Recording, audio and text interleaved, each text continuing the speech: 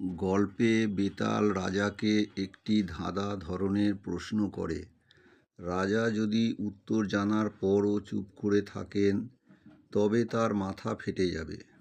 তাই তিনি উত্তর দেন, আর তখন বেতাল আবার উড়ে গিয়ে গাছে ঝুলে পড়ে।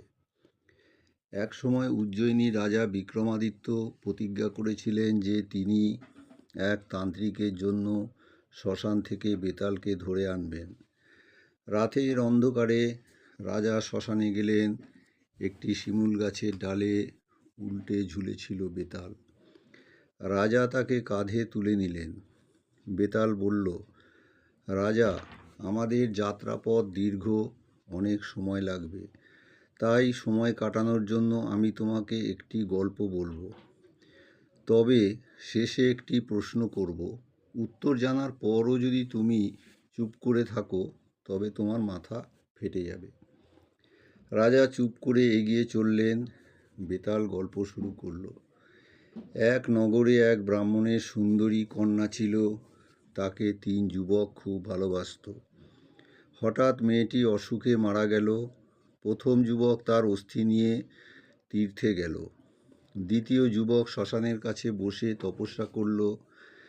তৃতীয় যুবক এক সাধুর কাছ থেকে মন্ত্র শিখে মৃতকে জীবিত করার বিদ্যা পেল।